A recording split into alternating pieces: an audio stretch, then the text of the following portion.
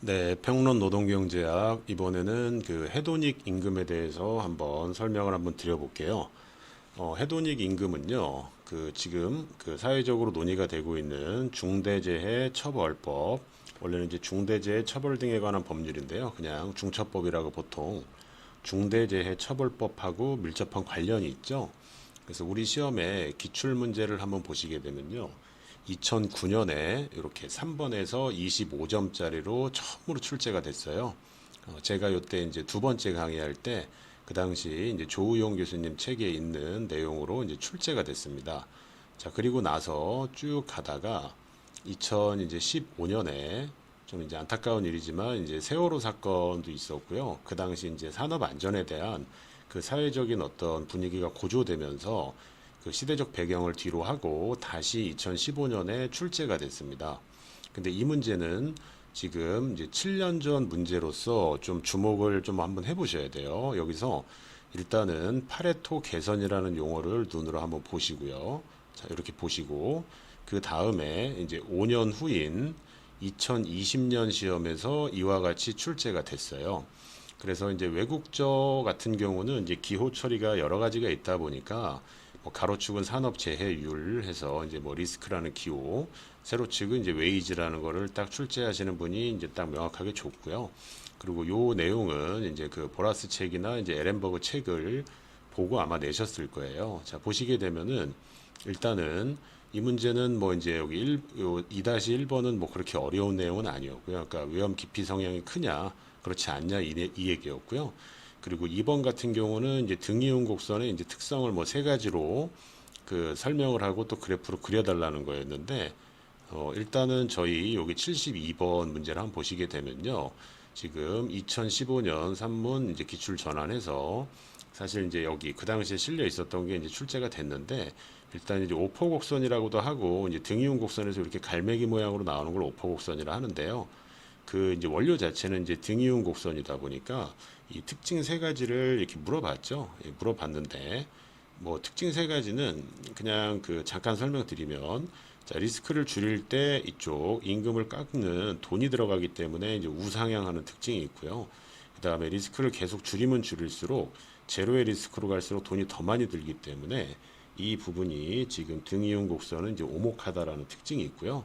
그다음에 여기는 교차하고 있지만 등이용 곡선이 이렇게 아래로 갈수록 주어진 리스크 대비 적은 임금이 투입되기 때문에 이윤이 이 밑에 있을수록 개선이 됩니다. 그래서 이윤이 개선되는 이 방향을 현재 그 파레토 개선이라고 표현할 수가 있거든요. 그래서 여기 2015년 산문에 그 산문으로 출제됐던 때 파레토 개선이라고 이제 출제가 됐던 거예요.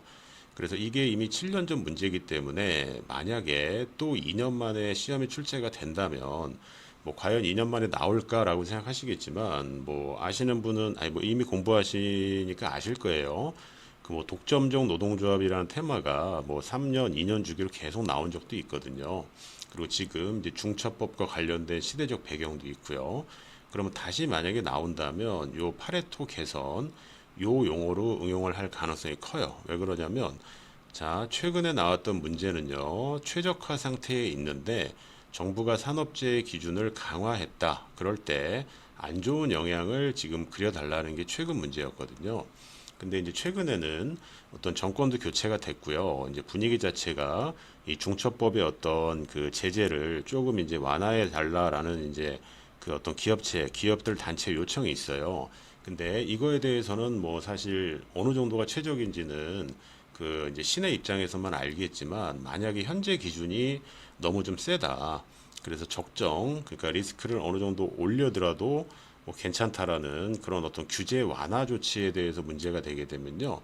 여기 있는 2-3번에 반대 방향으로 움직이게 문제를 낼 건데 당연히 모형은 다 똑같습니다.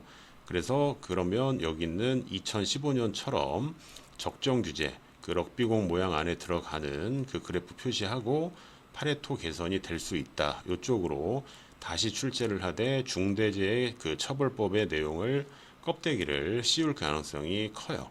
자, 그러면 뭐 내용은 뭐 잘 아시겠지만 일단은 여기에 있는 이 그래프 요 럭비공 모양이 나타나게끔 그려주시고 요 사이에서 요 사이에서 만약에 법이 시행이 되고 이게 만약에 맞다면 지금 등이온 곡선이 지금 이제 이쪽으로 안에서 이제 만나다 보면요. 이쪽으로 이동해서 이윤 개선과 그 다음에 효용, 유틸리티가 상방 이동해서 효용이 개선되는 두 가지가 지금 가능하다라는 거거든요. 그래서 여기 보시면은 이윤 개선과 효용 개선이라는 파레토 개선이 가능하다. 예, 여기를 한번 그 주목을 한번 해보실 필요가 있을 것 같고요. 자, 그리고 그 이제 그 요즘에 이제 많이 보시는 그 보라스 책 같은 경우에는요. 지금 이 단원, 그러니까 해독 임금 단원에 지금 요 수험서 여기 나와 있는 일시 해고제와 관련해 가지고 이렇게 소득여가 모형을 보여주면서 이쪽 이렇게 효용이 이렇게 동일한 효용을 달성하기 위해서는 시간급 임금이 올라가야 된다.